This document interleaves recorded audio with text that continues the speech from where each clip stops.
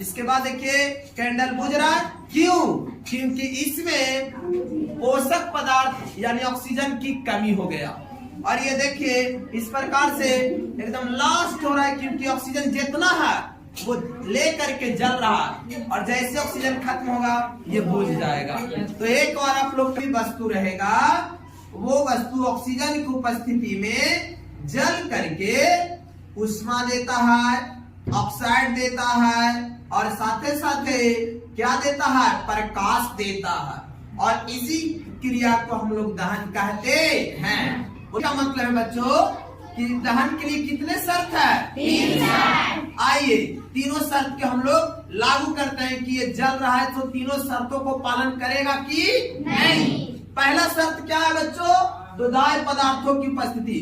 ये मोमबत्ती जो देख रहे हैं वही आपका दाह्य पदार्थ है, यानी जल रहा है। बोलो। दूसरा जो है दहन के पोषक तत्व की, पोषक पदार्थ की उपस्थिति है। तो कहने का मतलब ये कैंडल तब जल रहा है जब इसके चारों ओर वायु के रूप में ऑक्सीजन मौजूद है। बोलो। यानी ऑक्सीजन जो होता है वही दहन का पोषक पदार्थ होता है। यानी अगर ऑक्सीजन नहीं रहेगा तो यह नहीं रहेगा तो नहीं जलेगा। बोलो। और तीसरा है ज्वलन ताप की प्राप्ति, जो हम आपको नोट जला के दिखाएंगे अभी। तो आइए मोमबत्ती खत्म न हो जाए उससे पहले प्रयोग को किया जाए। Yes sir. चलिए जूम करके दिखाएगा, देखिएगा अभी जल रहा है ना? Yes sir. देखिए इसको बंद करने जा रहे हैं। देखिएगा कुछ देर के बाद ये जो आपका मोमबत्ती है ये तब तक जलेगा जब तक इसमें ऑक्सीजन मौजूद है।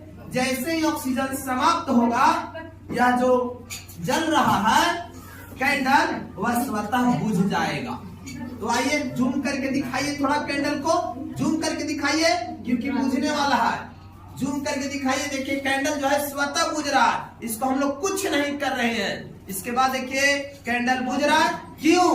क्योंकि इसमें पोषक पदार्थ यानी ऑक्सीजन की कमी हो गया।